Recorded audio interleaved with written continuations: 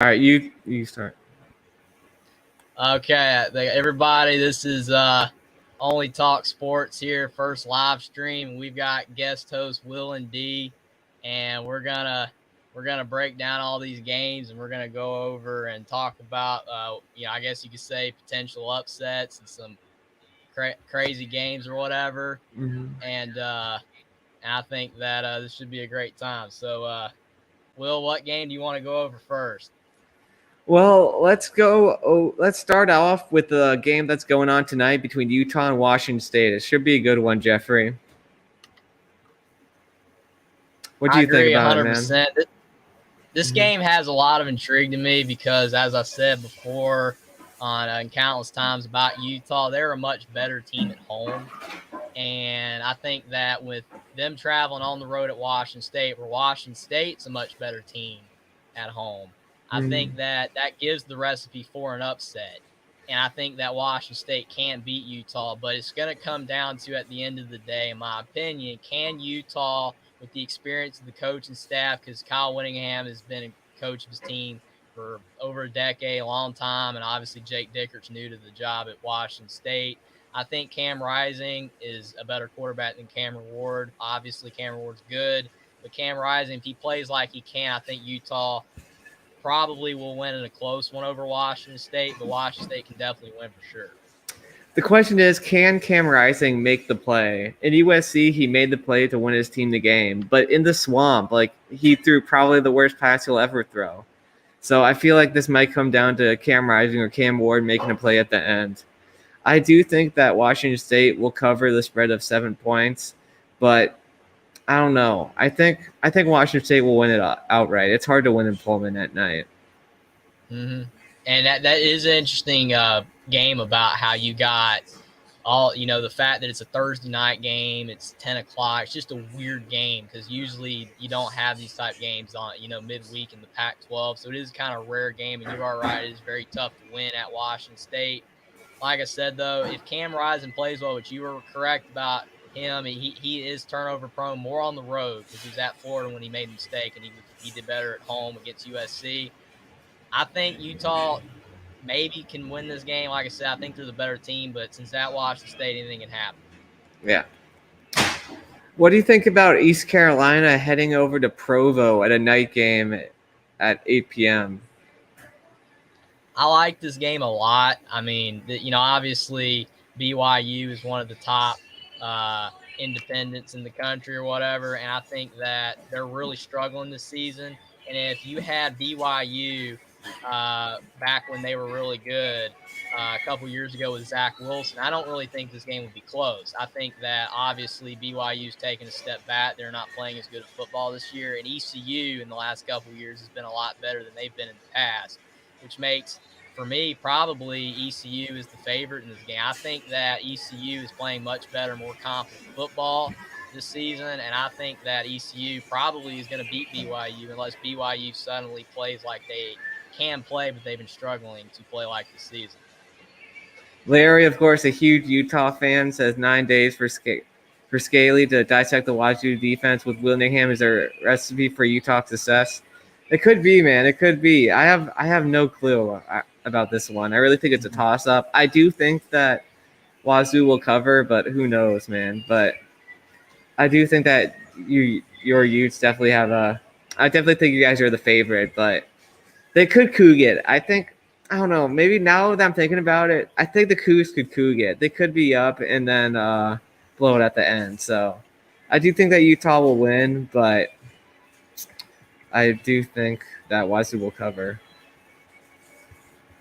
I agree. I think you spot on analysis there, and I think this is gonna be one of the best games of the weekend. Obviously it's a week game, but like I said, I'm really looking forward to this game. I just wish it was.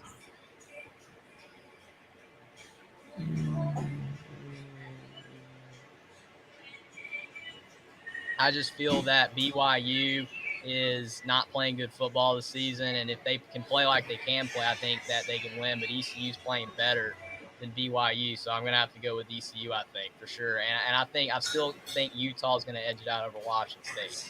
Mm-hmm. Now we got big noon kickoff here. We got the Buckeyes heading over to Happy Valley to take on the Nittany Lions. Ohio State's a 15.5 point favorite. What's your thoughts on this one, Jeffrey? I think that this is a very interesting game because obviously Penn State has, as much as people talk about James Franklin at Penn State and how, he's a top coach in the country, Penn State has in the last few years dropped the ball heavily in big games like this. If this game was at Ohio State, I would say there's absolutely no chance. The reason why they have a chance is because it's at Penn State. Kind of like how Penn State went at Michigan and they got leveled. They weren't competitive at all. So since it's at Penn State, I think there's a chance that they can cover the 15. I think there's a chance that they can maybe shock the world and win. But like I said, James Franklin has been dropping the ball with Penn State the last few seasons in these big games. It seemed like Penn State was like Ohio State's biggest nemesis, like pre-2018.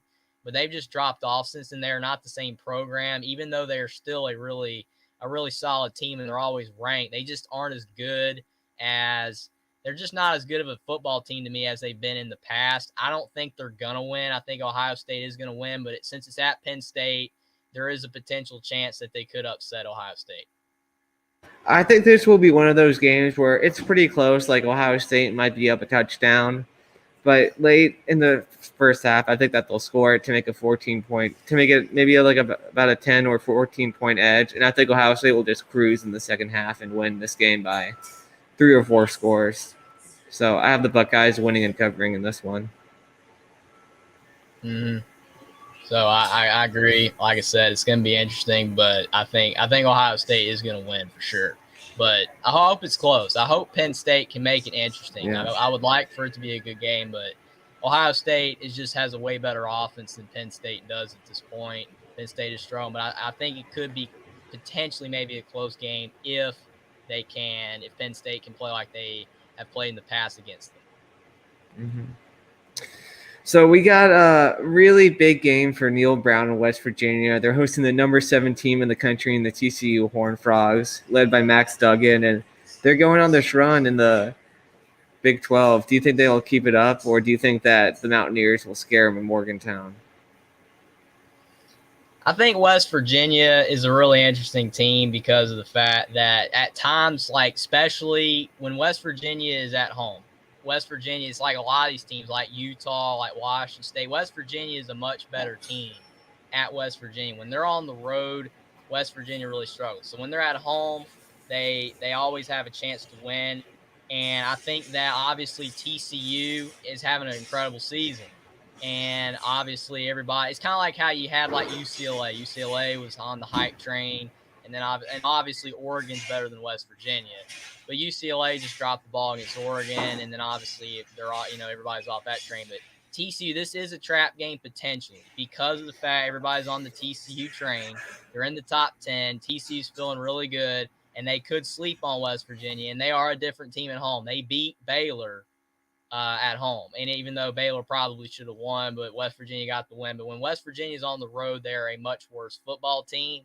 They just do not play as well on the road. But since it's at West Virginia, I think TCU is going to have some problems in this game because it's at West Virginia. I think West Virginia has a chance, but I will say I think TCU is going to edge it out and find a way to win. I really appreciate we got TF in here in the chat, loving it. It's all about the U, man. It's all about the U. The U, they're in Charlottesville. We'll get to that game, but that's a very interesting game. And I love this question by Larry. Does TCU take out their quarterbacks for wins? This is a great question. Like, is there a bounty gate going on at TCU? It's a little sketchy. It feels like they just have injured so many quarterbacks from opposing teams. What do you think about that, Jeffrey? Well, I mean, also you could say the same thing about, with Alabama and Texas. Like, they hurt the Texas quarterback, 2 of the biggest Alabama-Texas games. So, I mean, I don't know if you could say it's like validity that a team is certainly like trying to take a quarterback out. But when it does happen a lot, then it does raise some eyebrows.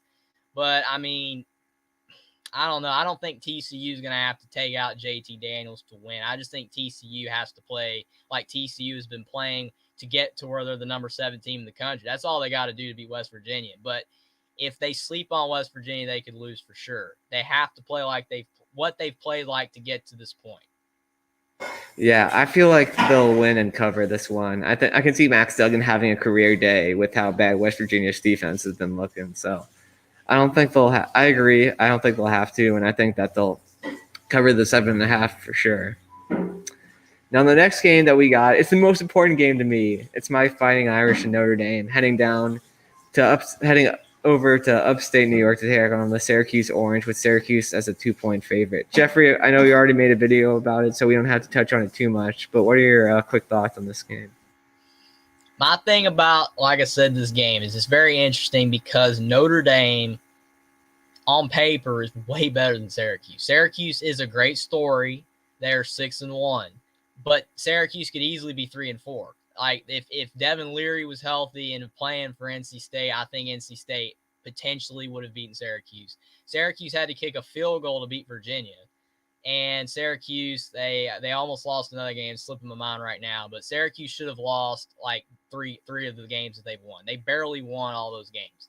And Notre Dame is 4-3, and they have struggled this season. And obviously, Marcus Freeman's in his first season. I know everybody's talking about that. But Notre Dame on paper is so much more talent than Syracuse.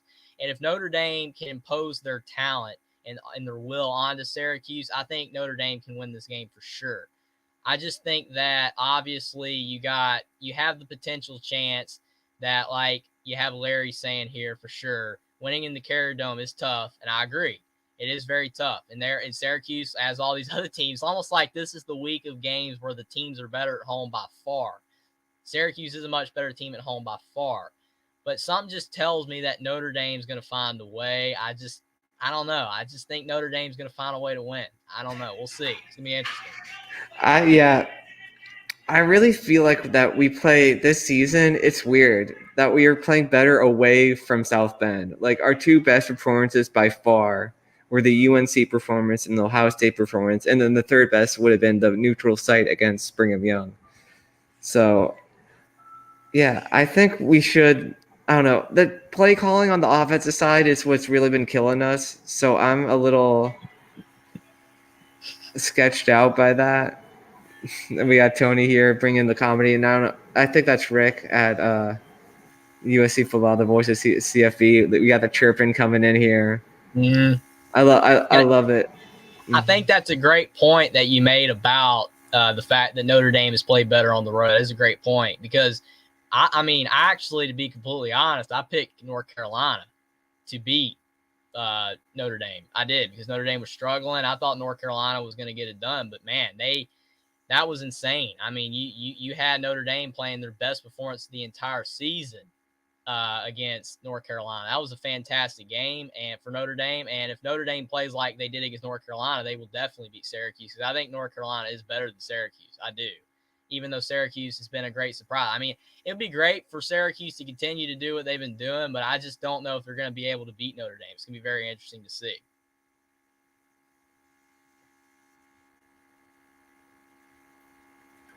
In the next one, we got a battle between two teams that are having very disappointing seasons in Arkansas going into Auburn, with Arkansas as a 3.5-point favorite. What do you think of this grudge match of teams that are having a bit of a disappointing seasons for their standards? I think this game is very interesting because obviously it's funny with the SEC anyway, is games like this always get shafted. You know, like when you have like other conferences and you got games that are like 500 teams, you just feel like they still matter more. But it's like with the SEC, the big games matter. The CBS game at 3:30, which obviously that's going to be gone after the season. Rest in peace to CBS and SEC. It's going to be the Big Ten, ironically, next season. It's going to be very interesting to see on that. But again, this game right here is a really good game because as we've talked about with all these other games where the teams are better at home, Arkansas is a better team at home. And I know most teams are, so it's like I'm repeating myself, but Arkansas is a better team at home as well. They can win on the road. They won at BYU. But unfortunately, BYU is, again, not playing very well this season, and Arkansas won fairly easily. And obviously, Auburn's like playing they're one of the worst teams in the SEC. And even though they are capable of knocking off teams, like they almost beat LSU at home. And Auburn is great at home as well. Jordan Hare is a tough environment. for that reason alone, you would almost say that, hey, I think that Auburn's going to win. But just something tells me Arkansas just still has better. They have better talent than Auburn. And I would never have said that like 3 years ago. Auburn has always been more talented than Arkansas, but Auburn's talent is in the toilet. They're still a really good team. And obviously, if they were playing like a middling Big Ten team, I would probably favor Auburn. But Auburn's talent, the offensive line is not as good. Tank Bigsby's really the only offense that they have. Their quarterback play is poor. Robbie Ashford and TJ Finley, whoever's been at quarterback for Auburn, is not playing well. Arkansas, KJ Jefferson's back and healthy, and that's another thing. When KJ Jefferson was out, hurt, and he was struggling, then that was what made it where Arkansas was playing worse. But now that you have him back healthy, he had 379 yards and 5 touchdowns against BYU. I think that's going to carry over, and I think Arkansas is going to find a way to beat Auburn. Yeah, I know Auburn plays better at home, and we hope that Jeffrey reconnects soon. Okay, we're back. I hope that Arkansas – wait, crap. What was it doing? I know that Auburn plays better at home, but their only SEC win was at Mizzou, and Mizzou fumbled it. Like, Mizzou literally was like, here you go, Auburn. So Auburn really hasn't had an SEC win that they've earned. And they're only I want to look at the schedule. I know they just laid an egg at home against Penn State. I want to look at their other home results quickly here. So they did beat San Jose State. That's probably their most impressive win because San Jose State's probably going to win the Mountain West. But they lost their home results 41-12 against Penn State. Embarrassing. They did play a good LSU team close, 21-17, but I felt like they just gave that one away at the end. And then, of course, losing. Okay, wait, no, the Georgia game was at home. So, I don't know. I just have no faith in Auburn to pull off a win at all. Mm-hmm. So, yeah, I'm definitely going for Arkansas to win and cover in this one. I think it's a great point you made about the fact that they shouldn't have beat Missouri, and I agree. Obviously, I watched the game at the end. It was like, Missouri's going to beat Auburn. It's like, oh, no, he fumbled it, like right at the goal line. It's like, oh, man. I was blown away at that. I mean, Auburn could easily be 2-5 or 2-4 or whatever. Yeah, I meant 2-5. Sorry, they're 3-4. They've been 2-5. So yeah, Auburn, their best game of the season was against LSU. Win a loss. Their best win, like you said, was the San Jose State win. That just doesn't compare to what Arkansas has. They've beaten Cincinnati. In Cincinnati, that's their only loss. They beat South Carolina, and South Carolina's ranked as well. And Arkansas beat a decent BYU team. Arkansas just has a better resume, and resume's not everything because this is a head-to-head. It's at Auburn. It's a lot tougher, but I just think Arkansas is going to find a way to win at Auburn. I do. And the next up, we got another game between two struggling teams. We got Oklahoma heading to Ames, Iowa, and as the Sooners are a 1.5-point favorite. What do you think of this big grudge match in the Big 12? Yeah, this is a very interesting game. I mean, obviously, it's so tough to, when you're making videos to get all these out because this is another game I wanted to do. I wanted to do Oklahoma, Iowa State, and I still might. I mean, who knows? I got time tomorrow. But you just have so many games to do. But it's like this is a good game. It's a sneaky game because Oklahoma is obviously not as good as they've been in the past. Oklahoma's been a top 10 program for a long time, and obviously they're not as good this year, but they still have talent. They still got good players. Dylan Gabriel's back healthy, and Iowa State's a decent team, but Iowa State's fallen in the last couple of years from where they were when Matt Campbell had them rolling. They're not playing as good as they were a couple of years ago. So, I mean, this is kind of one of those situations where it's whoever shows up more, and I think that Oklahoma is you got as this guy right here points out, Sooners will win. Obviously, I mean, Sooners have more talent. I think that Oklahoma, if their talent, it's kind of like Notre Dame and Syracuse. If Oklahoma's talent can impose their will on Iowa State, then Oklahoma will win. But if Oklahoma does not play like that they are capable of playing, then Iowa State can definitely pull off a win at home. Mm-hmm. I feel like Matt Campbell will have his team ready for this one. But Iowa State's offense is just terrible. It's just been not good at all. Obviously, we have Wet Blanket here. Thanks for coming on, buddy. The Oklahoma State fan saying, of course, that his Bedlam rival will lose. I think that Oklahoma's offense and their defense just haven't been good, and Iowa State's defense is good. But Iowa State's offense is just so bad. I do think that Oklahoma State will score just enough to win. I will bet. I'm like, obviously, I'm not probably not going to bet this game, but I would definitely take the under on 55.5. Mm-hmm. I can agree with that. I do think that Gabriel played the last couple of games. I do think he's back, but I'm going to double he check is that. playing for sure, and they're a different team. I mean, you see like Oklahoma, they beat Kansas. I mean, obviously, I know people are like, well, Kansas isn't good. You know, they're kind of like Syracuse. They were a nice surprise, and then kind of fallen back to earth a little bit. But still, Oklahoma put up 52 points on Kansas, and with Dylan Gabriel, when obviously Dylan Gabriel was out, Kansas was struggling, or not Kansas, but Oklahoma was struggling to put up points. When Dylan Gabriel returned against Kansas, they put up 52.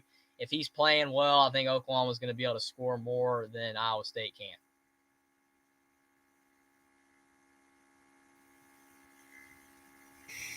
Oh, I love Ty Guy's comment here. In my best JW voice, I live in Ames, and I'm telling you that the Ames fans will be up for this game. They will stop by the ice cream shop on edge of town before the game and cheer the Clones to victory. So, obviously, JW will be cheering on his Cyclones in this one. So the next game that we're going to talk about is a grudge match in the ACC between one team that's maybe playing better than we thought, and one team that's finally getting up to where they want to be, and it's Georgia Tech heading into Tallahassee to take on Florida State. The line on this one, I know Vegas always knows something, but minus 24 for the Noles seems a little high, don't you think, Jeffrey? For sure. I mean, Georgia Tech is an interesting case anyway, because obviously, like, they started the season horrible, then Jeff Collins gets fired, and then they kind of like bounced back. They won 2 in a row. They beat Pittsburgh and Duke, and it was like, hey, Georgia Tech's decent. They're 3-3, but then they played Virginia, and obviously Jeff Sims got hurt in the second quarter or whatever, and then Georgia Tech lost. I think that I don't know the status of Jeff Sims. I don't know if he's going to be able to play or not in this game. If he's able to play, then I think Georgia Tech can maybe make it interesting and maybe can keep it close against Florida State, because Florida State is an improved football team, as everyone's pointed out, but Florida State still got a long way to go to get back to where they want to be at the top of the ACC. But if Jeff Sims is playing, I think Georgia Tech can easily cover the spread and make it a close game. But if he's not playing, then Florida State could win by a lot. Mm-hmm. For sure. Yeah, I do think that the Noles will win, but I just can't see them covering 24 points. 24 just seems like such a high number to me. So the next game that we're going to be taking a look at here is our boy Traveling Fools' game. We got his Miami Hurricanes. It's all about the U. Heading to Charlottesville to go to Scott Stadium, also known as the Library on the ACC show. They called it, that's what they called Scott Stadium in Charlottesville. We got Miami as 2-point road favorites. What do you think about this one, Jeffrey?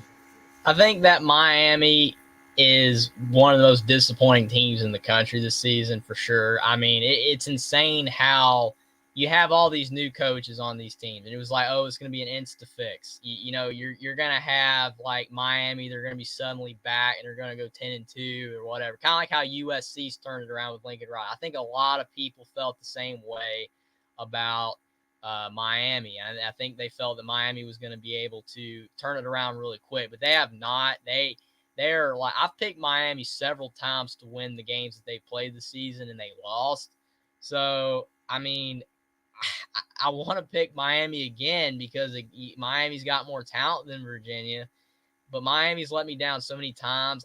I guess go with the home team. I think Virginia, you know, they just beat Georgia Tech. I think they maybe have a little bit of life in this game, and maybe they are able to pull off the win over Miami, because Miami's just playing horrible. It's sad to watch. I don't know. I just feel like Miami has to play with some sense of pride in this one. Like they have to at least make a bowl game this year.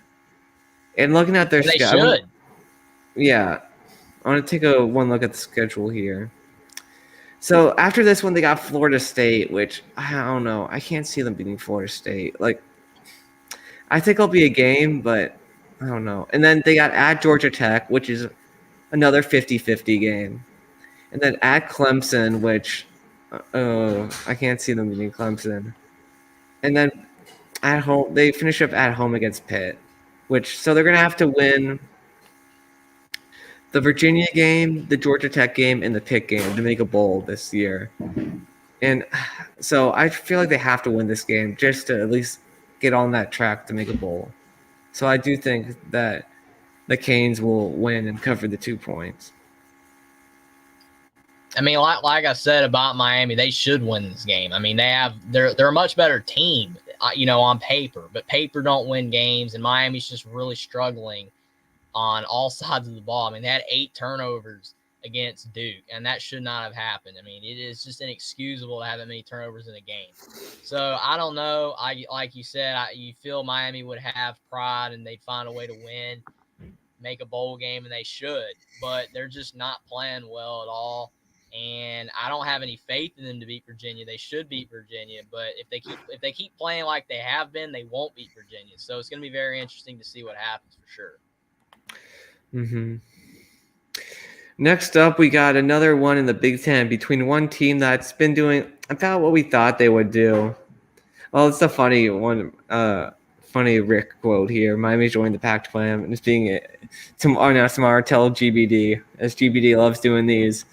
Will this team join this conference video? Will this team join that conference video? He loves doing those sort of videos because he knows it brings in that money for his family. We got one game in the Big Ten here between a team that's doing about what we expected and a team that is disappointing. We got Rutgers heading over to Minneapolis to take on the Minnesota Golden Gophers, as the Gophers are a 14-point favorite at home against the Scarlet Knights. What do you think about this one, Jeffrey? I think that potentially that you can say that the 14 spread is way too high. Obviously, Minnesota's offense is not doing well. Tanner Morgan, and everybody's like, well, it's because Tanner Morgan's out. Well, even when he was playing, his offense wasn't great. He has not been able to recapture the level of play that he had in 2019 when he was just slinging it all over the field. And obviously, he had the 2 NFL receivers on that team that are, like I said, are in the NFL, and they're not there anymore. And obviously, that offensive coordinator was really great for him. But still, you got the offensive coordinator back, and Tanner Morgan was still not playing at the level that he played in 2019. But then he got hurt, and obviously Mo Ibrahim got hurt in the Purdue game or whatever. And so you've had injury issues for Minnesota. And I think that if Mo Ibrahim and Tanner Morgan's able to play, I think Minnesota's going to win. If he's not able to play, who knows? Because the backup quarterback, it's hard to pronounce his name, like Athen, like Kalakmanis. I don't really know how to pronounce his name. I don't like butcher names. But he's not Tanner Morgan on a good day. I don't even know if he's Tanner Morgan on a bad day. Maybe he is, because Tanner Morgan did have that game where he had 21 yards before he got hurt. So who knows? I think he had like 170 yards in their last game, but still Minnesota is really struggling on offense. I mean, Mo Ibrahim had to have 30 carries to get 101 yards in their last game. And that should not happen because he's a very talented running back. And the reason why it took him that many carries to get 100 yards is because everybody knows Minnesota is going to run the ball every single time. It's predictable. And Rutgers, obviously Indiana is really bad at running the football, but Rutgers did not allow any running yards against Indiana. So if Rutgers is able to stop Mo Ibrahim, it's possible that they can maybe pull off an upset or at least keep it under 14. I don't know if Minnesota's going to be able to score enough to get away from Rutgers to cover that. If they do, then Minnesota is probably having Mo Ibrahim run all over the field and Tanner Morgan's return. But if not, then I think this is going to be a close game. I will say Minnesota is going to win probably, but it's going to be a very close, low-scoring game. Yeah, I definitely think the Scarlet Knights are going to cover. And just for fun, I'm going to try to pronounce this quarterback's name. Athen Kaliakmanis.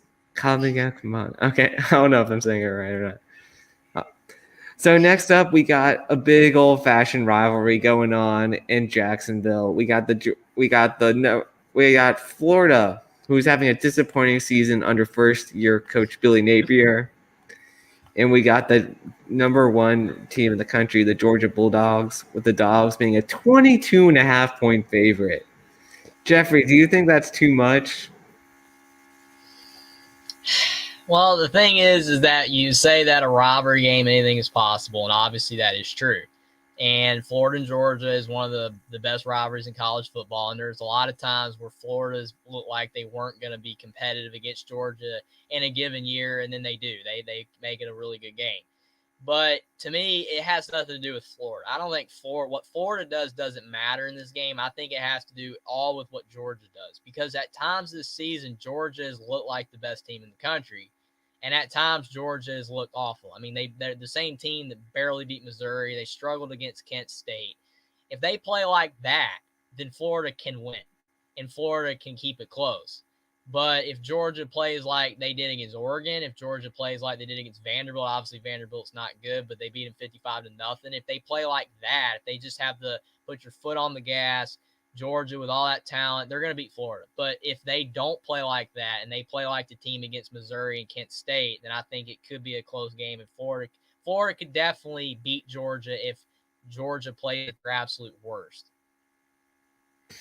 Yeah, I think that Kirby's going to have his guys ready for this game because this game means so much for Kirby, this rivalry. As back when Kirby was playing was when Steve Spurrier was at Florida, and they didn't do well against Florida. And just seeing Georgia being able to win this game consistently brings him so much pride, and I think he wants them to put up a 70 burger in this game. I think that he's going to push his guys really hard in practice this week, and I think that they'll cover the cocktail party spread of 22.5 points.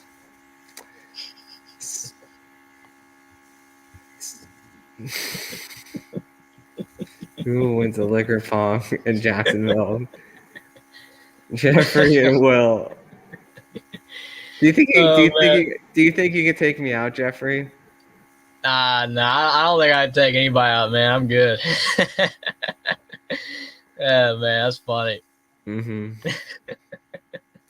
Yeah, who knows? Mm-hmm.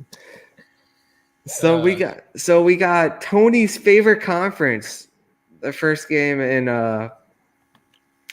Tony's favorite conference. We got Oregon going to Berkeley to take on the Cal Golden Bears and Oski, with Oregon as a 17-point favorite. What do you think of this one? What do you think of this one, Jeffrey? I think that this is a really interesting game because of the fact that everybody always talks about how the Pac-12 has upsets, and it does happen all the time. And I think the reason why the Pac-12 has a lot of upsets anyway, and this is just being completely honest, and it's not saying anything bad about the Pac-12, but the teams at the top in the Pac-12 are more beatable than like an SEC team that's ranked. Like if you have like Utah, for instance, Utah was the 7th ranked team in the country. It was a week 1 game. And obviously, as I've always say, week 1 games, you're not indicative of how good a team is. But you have Utah going on the road at Florida. If you had the number 7 team in the SEC going on the road at Florida that's unranked, so it was a conference game or whatever, that game's probably not going to – the number 7 team's not going to lose. Utah lost, and obviously they probably should have won, but still. Oregon's the number 8 team in the country. And going at Cal, you'd be like, well, this is not going to be a close game. Oregon's way better. They just blew out UCLA. But still, it's the Pac-12. Crazy stuff happens. Plus, it's funny, I watched a day before a very important wedding that I had to go to, Cal at Oregon. And Oregon was supposed to be a lot better than Cal, and I should not have been up watching the game. What a game. Cal almost beat Oregon last year. And Cal's offense was horrible. My eyes were like bleeding watching Cal at the goal line. It's like score, go to overtime. So I can't sleep. I'm about to go to a wedding. I cannot sleep. Just keep the game going. And you had California at the goal line. They couldn't in 4 tries. Oregon basically was like giving them the game, and Cal still couldn't do it. So I'm going to go with Oregon to beat Cal because Cal's offense is not improved. They are still bad on offense unless they're playing Arizona. So I think that Oregon is going to win, but it's going to be a tight game because it's the Pac-12, and Oregon just does not play good against Cal in most years. So it's going to be interesting, but I am going to pick Oregon barely. Yeah, I don't know, man. Like Oregon's looks like a buzzsaw, but I don't know. I just don't have any faith in Cal. Like Cal, I know they made it a game against Washington, but I just was not impressed by their offense at all, which makes it so sad to see that they all almost beat my Irish. Mm. So I'm looking at Well, the I think scores. on that point about Cal, the only reason why their offense is bad is because they can't protect Jack Plummer. I mean, the guy's like back in the pocket for like a second, he's down. It's like if you gave the guy time, it's kind of like someone said about Bo Nix. Someone said about Bo Nix that Bo Nix has never rushed. That's why he's had a great season. When he was at Auburn, he was rushed all the time because he was in the SEC and all those pass rushers. Since he's been in Oregon, there's not as many good defensive lines in the Pac-12. He's in Oregon's offensive line is really good. They protect him. If Jack Plummer had time, I think that Cal's offense would be better. But they give him literally no time to throw. Mm-hmm. So yeah, I'm gonna have to take Oregon to cover that 17-point spread. This game I think is going to be the best Saturday game. We got Oklahoma State, number 9, taking on number 12, going to Manhattan to take on number 22 Kansas State in at our favorite family stadium, Bill Snyder's family stadium. We got Kansas State minus 1.5. I think this one's a complete toss-up. What about you, Jeffrey? Jeff and USC football make a funny point on South Bend. That's funny. Uh, that's kind of funny. But Oklahoma State and Kansas State, I don't know. I mean, this game is like if this was an SEC game again or a Big Ten game between the number 9 and number 22 team, this game would be like being advertised to death. It'd be like, oh, this is like one of the best games ever. It's like, this is a really good game. It's like, who's talking about it? It's number 9. Kansas State's real solid. So this is a really good game. I don't know. I mean, I think Oklahoma State is better than Kansas State. I do, but it's at Kansas State, and Kansas State is a tough place to play at as well. I'm probably going to go with Oklahoma State because I think that Oklahoma State has more to play for. I think Mike Gundy's going to find a way to continue and maybe to potentially be on the playoff path still and have a chance. I think Kansas State is really good, but I don't think they're going to have as much to play for. I think that they're going to really try in this game, but I think Oklahoma State is going to find a way to win by like 7 or so. The one thing that scares me about Oklahoma State is Mike Gundy's game management. It was not good against TCU. You just can't play like that in a conference with such good offenses as Kansas State. You are right about that. That's why I'm leaning Kansas State, but I don't know. I could be completely wrong on this one. So I'm picking Kansas State, I guess, to cover the 1.5 because there's not much going on. Not much with the spread. So I'll just pick whoever I think is going to win. The next one game that we got is number 10 Wake heading to Louisville to take on the Cardinals in a game that I feel like Scott Satterfield has to win to keep his job. Don't you think? Do you think so, Jeffrey? Do you think that Scott Satterfield should be fired after the season? Well, I think that it's real interesting with Scott Satterfield because, I mean, it's kind of like you have all these coaches getting fired. There's been a lot of coaches already been fired, and you can make an argument that Scott Satterfield, it kind of looked like maybe he had a hotter seat than some of these other guys that have already been fired, especially like Paul Chryst of Wisconsin. I mean, I didn't think Paul Chryst was even probably going to get fired, but he got fired before Scott Satterfield.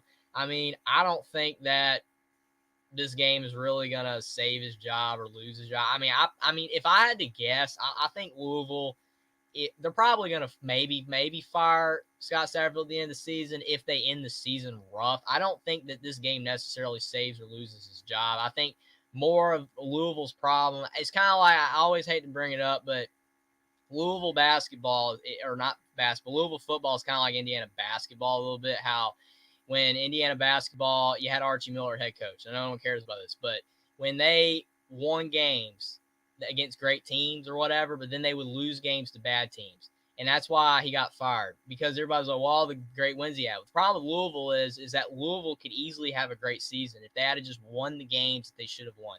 Scott Satterfield, I mean, they could have easily beaten Florida State. And they could be like 6-1, like Syracuse, and they'd be ranked. The reason why Louisville's had a subpar season is because of the fact that they just did not win the games that mattered. So Scott Satterfield's job does not matter about beating Wake. It mattered because they didn't beat the teams they should have beaten. That's my problem with coaches. These schools want you to do is just beat the teams that you're better than, or at least have a chance to beat. And when you don't do that, I think it matters less when you have a great game and you beat Wake Forest, because they know you're going to go right back around and lose to a subpar team.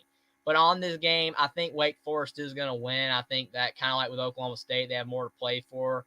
I think that Wake Forest is going to go on the road and probably beat them by maybe 7-14. I think Louisville, they can play spoiler and they can maybe pull it off. But on Scott Satterfield's job, I don't really think this game matters too much. Yeah, I feel like Wake also just has better players on both sides of the ball. And I don't think the play calling is like, although I like Lance Taylor, the offensive coordinator, because he does have a Notre Dame connection and he did do a good job at Notre Dame as a position coach. I think Wake has the better signal callers and they have the better players. So I definitely think that they'll cover the 4 points. Next game up is we got a red-hot Illinois team whose only loss was to your Indiana Hoosiers. So they're keeping them out of the playoffs. Your Hoosiers are keeping the Illini out of the playoff discussion. Heading into Lincoln to take on the Cornhuskers, a team which has looked improved a bit since Scott Frost got fired. Illinois is 7.5-point favorite. What do you think about this one, Jeffrey? Yeah, I think it's going to be very interesting with this game, because this is another game that just kind of seems like Nebraska would kind of like play spoiler. You know, Nebraska's been known to do it where, you know, that they're close. I don't think Nebraska's going to win this game, but I do see this game being close. Nebraska could easily lose by with the one score that they always lose to. And it could be very interesting because Illinois is rolling and Illinois is playing really good football. If Illinois played Indiana today, I think Illinois would beat Indiana for sure. No doubt about it there. And I think Illinois is playing really good football, but this is a tough game. Nebraska is a tough environment. It's always sold out. I think that the Nebraska fans are going to energize Nebraska to at least make this interesting. And I think Nebraska is going to keep it close, but I do think Illinois is going to find a way to win. Yeah, I think. Oh my gosh, yeah, Tony. Tony knows I'm a secret Wake Forest fan, and he's like, "Does the Wake Forest slow mesh offense work?" Because the defense eventually gets so bored that they go to the concession stand for food while the offense still parks around the backfield. Oh my gosh, Tony, you are one funny man for that one. Mm-hmm. I think you kind of nailed it. I don't know. I do think that the thing is with Nebraska is that their pass offense is just so good with Casey Thompson and Trey Palmer that I don't know. I feel like this might be my upset pick of the week because I just don't know. Nebraska obviously has to stop the run, and Illinois has to stop the pass. But I don't know. I feel like Casey Thompson and Trey Palmer, they got close against Purdue. I feel like this might be my upset pick of the week. I'm going to go for Nebraska to win it outright. I think their one-score loss juju might be gone with Scott Frost gone, but I don't know. I could be way off, but I'm going to pick the Huskers. This could look really dumb, but yeah, I think it is a good upset pick, and Jeff makes a great point. Indiana's worn out from that one. He must know I'm like a secret. I watch Alabama and Indiana. Obviously, Alabama, my dad, Indiana, or whatever. When I'm not, it's like, man, Indiana. I just think Indiana got lucky. It was a week 1 game, kind of like Utah, Florida. I think it was a week 1 game, and if Indiana played them now, I don't think it'd be close. But Illinois is a good team. But you are right. Nebraska could pull off an upset. I do really think that it could happen. But I gotta lean Illinois barely. But you could be right. It could be a Nebraska upset. now we have a game here. Wait, do you want to talk about the Cincinnati UCF game, or do you not? Because I know you don't really look at those teams much. Nah, you can do it. It's a good game. So yeah, we got a good game in the American with Cincinnati, number 20 team in the country, going to UCF with UCF as a 1.5-point favorite. What do you think about this one, Jeffrey? I definitely have some thoughts on this. I mean, I try to follow the American. I really do because the Americans, like, obviously them in the Mountain West are like the two right outside the Power Five. They're still, it's quality football for the diehard college football fan. Obviously, the average fan's probably not gonna care as much about these games, but for or someone that likes these teams gonna watch them. But I think it's a great game. I think Cincinnati, they're not as good as they were last year, but they're still really good. They've proven that they're still a solid team. And as Tony points out down here, Tulane, the AAC has good teams. Cincinnati, UCF's a tough place to play as well. They have good fan base down there, but the only thing about UCF though is that in their last game they got bludgeoned. So they're either going to respond and play like UCF can play and beat Cincinnati, or if they play like they did in their last game, I think Cincinnati's going to win. Yeah.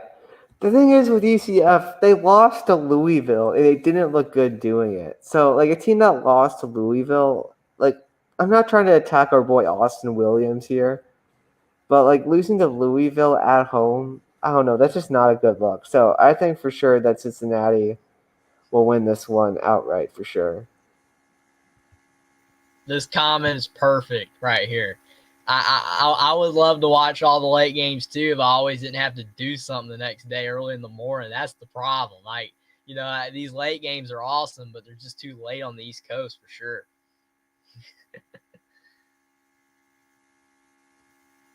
Now we have one game that you might have more fun getting your teeth pulled without any Novocaine than watching this next game. We got Iowa. We got Northwestern heading to Kinnick to take on the Iowa Hawkeyes. The Hawkeyes are 11-point favorite. And I think this game broke the record for the lowest over/under at 37.5 points. So they don't even think that both of these teams will score 19 points. What a terrible game. What are your thoughts on it, though, I Jeffrey? just think that Iowa, I really feel bad for Iowa fans, and I really feel bad because I like Iowa. I've always, I like yellow is one of my favorite colors, so I've always, liked Iowa pretty well because their colors are really cool. I know it's kind of a lame reason to like a team, but still, my thing about Iowa is that I feel bad for their fans. I really do because their defense it's elite. At most years, their defense is elite. And if they just had an average offense, then Iowa could almost, for guaranteed sure, be a playoff team potentially in most years. If they just had a pretty good offense, if it was just average, but their offense is so bad, it's so hard to watch. I mean, it makes. I've already used this line, but it makes your eyes bleed. It really does. It is so hard to watch Iowa. You just like pick up this first down. It's 3rd and 2. Pick up the first down, and it's like you run the ball, you get one, or it's incomplete, and then they got a punt, and it's like you got the All-American punter. No one talks about the punter unless it's Iowa. That's how you know their offense is just garbage, and it could be better. They've got decent players. And it's like, again, I don't understand why they can't get it figured out. I know why, Brian Ferentz, but still, that's their fault. They could get rid of him. But Northwestern's horrible. But Northwestern could win this game just because of the fact something screwy could happen for Iowa. It could be a scoop and score, Northwestern score somehow, and then potentially they win like that. I do think Iowa's going to win because it's Iowa and it's at Iowa. I think they're going to find a way to win. But if their offense lets them down too hard, Northwestern could find a way if something bad happens for Iowa. I think that Northwestern looked good against Maryland. Like, they had a lead over Maryland, and they blew it. And that was at Maryland. Now, obviously, Kinnick's louder than Maryland's. Kinnick is louder than Maryland Stadium, but I don't know. Like, I have a feeling that Northwestern, I think they'll pull it out. I don't know. I'm going Northwestern outright. This is my second upset pick. Well, if Northwestern, if they're playing Maryland with Talia Tagovailoa, that game wouldn't have been close, though. I mean, that is true for sure. I mean, Billy Edwards tried for Maryland, but they're not the same team right now. I think that that game wouldn't have been close, but that is a good point. I think Northwestern can have a chance just because Iowa can't score. But if Iowa can put up any sort of points or their defense creates points, then Iowa's going to win. But we'll see. Definitely like Larry's petition could definitely be right. It could definitely be a 2-0 Iowa win. Now we got another matchup between one SEC team that's just terrible but did get their first win in Missouri is heading over to South Carolina to take on the Gamecocks in Columbia with the Cox as a 3.5 point favorite in Columbia. What do you think about this one, Jeffrey? I think that Missouri is one of those teams that it's really frustrating for them because they're just not good enough to win, but they've shown at times to be feisty. They've been a feisty little team. They can play in the SEC. They can hang with better football teams. But South Carolina right now is determined. I mean, I really feel that you have Shane Beamer at head coach, and his expression after being Texas A&M, and and the team and the fans, they're just engaged right now. They're 5-2. They need one more win for bowl eligibility. I don't think they're going to lose to Missouri. I don't think Shane Beamer and his team is going to lose to Missouri. I think that South Carolina is going to win. I think Missouri can keep it close, but South Carolina they're so close to getting what they want right now, a bowl game already. And I think that they're going to win some more games because I really feel that South Carolina is on the up and up. I know some people don't think they're that good because their schedule wasn't that good early or whatever. But Shane Beamer, he got his team enthusiastic. I think they're going to beat Missouri. Yeah, I think they go 8-4 this year because their next 3 games are against Missouri, at Vandy, and at Florida. I think they win all those games. Their last two, of course, are tough. They got to play Tennessee and then Clemson to close the season. And I think they got a chance against Clemson, but I don't think they win the last two. But 8-4 is still a great season for South Carolina. The funny thing you should say that is when I did my previews at the beginning of the season, I picked South Carolina to beat Clemson as like an upset bid or whatever. I actually did. And I mean, at the beginning of the season, I was like, man, I shouldn't have done that. But it's like, you're right. That there is a chance South Carolina could beat Clemson because Clemson has been kind of all over the place. If Clemson plays like they can, they're going to beat South Carolina. But man, it's going to be interesting. South Carolina could beat them. It's possible.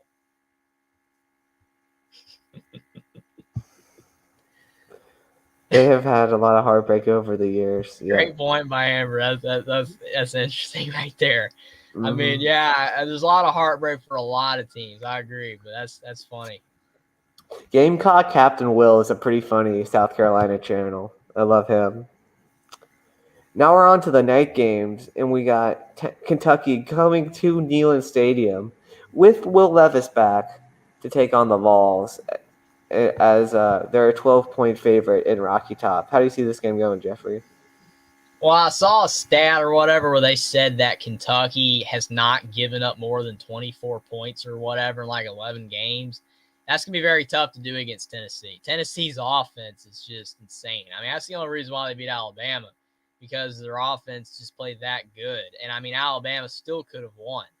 But Tennessee, if their offense plays, if they don't like have a letdown, which I don't know if you can say there's a letdown because Tennessee is rolling, but there's always potential chance for you're not paying attention to this team. But Kentucky's still a top 20 team.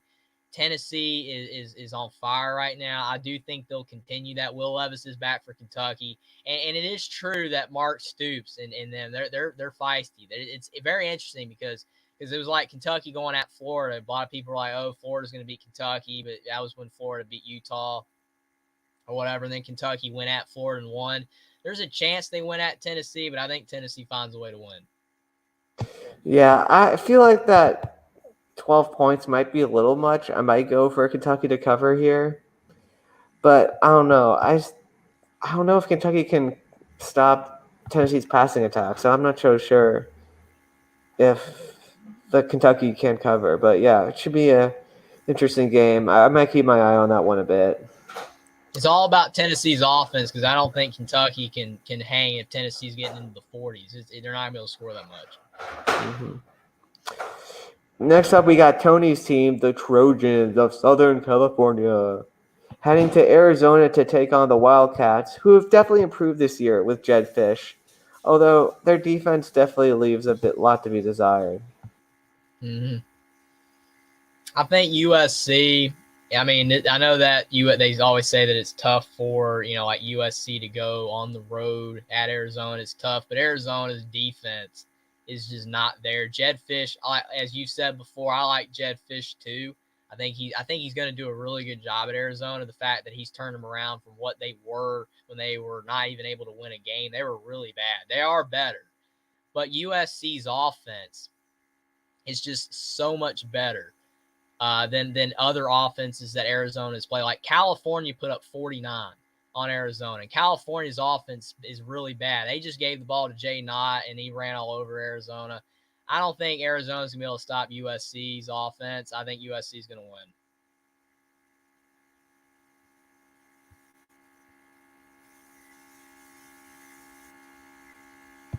Yeah, I definitely think that that'll most likely happen, and I do think that the Trojans will cover the 15.5. I think that USC's offense is just too much to handle. And next up, we got the primetime ABC game. We got the Spartans of Michigan State heading over to the undefeated and number 4 ranked Michigan in-state rival Michigan Wolverines. What do you think about this one, Jeffrey? I think this one could be close just because, crazy things happened at Michigan Stadium with this rivalry. Of course, the trouble with the snap and then the rainy game in 2017, which the Spartans also won. So I think this will be a good one. Yeah, I think that obviously the only reason why this game is a lot of intrigue is because the rivalry game, kind of like with Florida Georgia, anything can happen. And as you've mentioned, there's been games in the past where Michigan should have beaten Michigan State easily, and then crazy stuff ensues. So there's always a potential chance that you never know. I mean, Jim Harbaugh's had a hard time against Michigan State. Michigan's had a hard time against Michigan State. But Michigan State's defense is pretty poor, like Arizona. They're not as bad as Arizona, obviously, but their defense has struggled this season. If Michigan just plays a pretty good offensive day, no turnovers, that's the key. Because, like you're talking about, all the games that Michigan's blown, it's been because of turnovers. I think if Michigan just plays a solid, mistake-free game, a methodical game, I think they're going to beat Michigan State. No mistakes, though. I do think that Michigan State has a chance because, they're so good at the run. But Michigan State is actually good against the run, but they're terrible against the pass. So Mm-hmm. if JJ has a bad game and makes mistakes, I do think that drama can happen and that Sparty can win. But it definitely should be a good one. Mm-hmm. And then the next one, we got the 7:30 game in the SEC. We got Jimbo potentially fighting for his job. Now, I know that buyout's so high, but they're hosting number 15 Ole Miss, and they're a 1.5 point home underdog. What do you think about this one? This is a really interesting game. That's a great point about Jimbo's job. I mean, you don't want to think that his job's in trouble, but you never know. I mean, obviously, we're in a world right now where nobody's really safe anymore because schools are just wanting to just get rid of coaches for anything and everything they can these days. But I mean, Jimbo Fisher kind of deserves a lot of flack because again, he's got great players and they're just losing all the time and they're just not a solid team. I think Ole Miss obviously does not have as much talent as Texas A&M, but they're being better led right now by Lane Kiffin than Jimbo is at A&M. A&M has just been in shambles. I want to say A&M is going to win because it's at home, but they're just playing poorly. So I guess I'm going to have to go with Ole Miss barely. A&M should win this game, but they're not doing good at all. So I'll go with Ole Miss barely. Mm-hmm. Yeah, I think Ole Miss could pile it on here. This could really be Jimbo's last game if we wouldn't Mm-hmm. lose ugly. And we got a Pac-12 game going on here. We got Arizona State at Colorado with the Sun Devils as a 14-point favorite. Can the Buffaloes do it again and get another win? I think that Colorado is still really bad. I think they're a little bit better that Carl Durrell since he's been fired. I think they're a little bit better, but I stress a little. And obviously they got the win over California, but again, California's offense at times can just be completely anemic outside the Arizona game. So I think Colorado's still bad. I think Arizona State, since Herm Edwards has been gone, their interim coach is really solid. He's really galvanized the team. I think Arizona State's going to win.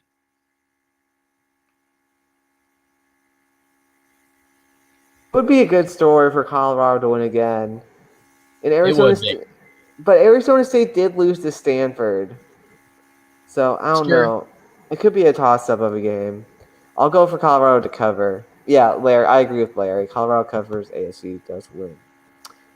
Now we got a game between two Big 12 teams that are both 2-2 in conference, but one of them's been impressing a bit, and the other was one of the favorites. We got Baylor heading to Lubbock to take on Texas Tech, with the Red Raiders as a 2.5-point favorite. There should be a good old Texas shootout, don't you think, Jeffrey? I Two agree with that good off. sentiment. I mean, Baylor, like this is a game where, like, coming into the season, if you say Baylor at Texas Tech, I'm taking Baylor's David Aranda, what he's done at Baylor. But Texas Tech played fantastic last week. They beat West Virginia 48-10, and I think that if Texas Tech can repeat that performance, I don't know if they can, because obviously, I mean, I think Baylor, even though West Virginia beat Baylor, was at West Virginia, I think Baylor is better than West Virginia, but I think Texas Tech's going to win again over Baylor. That was an impressive performance, and I think that they continue to roll this week. I don't think they're going to beat Baylor by that much, but I think they're going to win by at least 10.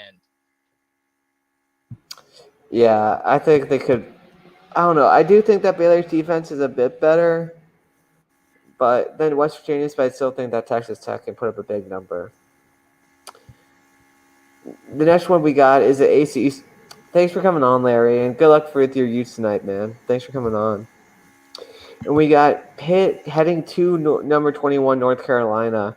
Pitt, I picked Pitt to win the Coastal, and they're letting me down, man. That was a bad loss that they had last week to Louisville. And they're heading to UNC, who has a high-flying offense. What do you think about this one, Jeffrey? This is an interesting game because of the fact that obviously North Carolina is ranked, so people will be like, "Oh, North Carolina's going to easily win." But North Carolina has had a tendency when people buy into them, including, like, us and other people that really follow the sport, they can let you down. And this is a potential letdown spot because North Carolina's playing really good football, but they could lose this game. But Pitt's been really struggling this season as well. They're not the same team that they were last year, obviously. Keaton Slovis has been in and out of the lineup. When he's been in, he's nowhere near the level of Kenny Pickett. I think North Carolina is going to find a way to win, but I would not be a bit surprised if North Carolina blew the game. Yeah, this is definitely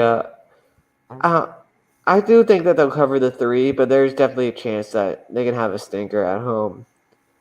Now we have the Pac-12 After Dark game, which could be a good game, but will anyone actually watch it? It's Stanford heading to UCLA.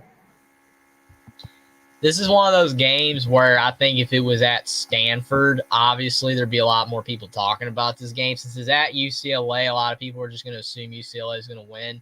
There is a potential chance that UCLA has a letdown again from losing to Oregon, that they could have a letdown again. But I think that Chip Kelly is going to say, "Hey, we got to get back on track." I think UCLA is going to beat Stanford, but I don't think it's going to be by as much as some people are predicting, like, "Oh, it's going to be a 20-point plus win." I think Stanford's going to make it kind of interesting, but I do think UCLA is going to win. Yeah, I think that DTR and company will have a good bounce back game. Well, oh my gosh, Virginia Tech's going to score again. This is a crazy game. Is there any final points you want to have, Jeffrey, for this week? I think it's going to be a really good week of football. I think there's a lot of really good games. I think there's some sneaky games, and I think obviously there's a few games that are going to get all the headlines, like Ohio State and Penn State, obviously, games like that and stuff. So I think in Kentucky, Tennessee will too, stuff like that. I think there's a lot of really solid games. I think there's a lot of games that a lot of people probably aren't paying as much attention to. Like, I mean, even games like Illinois, Nebraska, I have the lower tier games. There's a lot of sneaky good games, and I'm really looking forward to watching the games this weekend. And I think there's going to be some upsets, and I think it's going to be a great weekend of football. Yeah, definitely. I mean, if this week starting off with Virginia Tech beating NC State 21-3, it could be upsets galore, man. I'm excited for this week. I definitely think there'll be some good games. Maybe not like the games that we've had the past couple weeks, but there definitely should be some great, close, and competitive games. NC State's really missing Devin Leary for sure. Yeah, They really man. are. Good for the Hokies, man. The Hokies really needed this one. It's crazy But I looking. guess, I think sorry. it's crazy looking at the win projector at the beginning. It was a 91.1% chance for NC State to win at the beginning, and now it's 94.8% chance for Virginia Tech. So the table's really turned for this one. It's crazy. Well, I guess I'll just say thanks everybody that came and watched the show. It was a really fun time. I really enjoyed doing the show. Will, everybody go check out Will at WillND. He's a fantastic college football fan. He knows a lot of what he's talking about. I mean, everybody's like, hey, only talk sports. He knows stuff, but hey, WillND knows a lot of stuff. There's a lot of people out there that know a lot about college football, and it's really great to have a great conversation with you, Will. And I can't wait to do it next week on your channel for sure. Yeah. Thanks so much, Jeffrey. Appreciate the support, bro. And thanks for everyone for tuning in. We really appreciate it. We love having the chat, from Jeffrey's family to the knuckleheads, traveling fools. Larry, it's awesome to have everyone here just to chat up college football. I really enjoyed it, and thanks. And I guess signing off, I'll see you guys next week on Will's show, and I had a great time.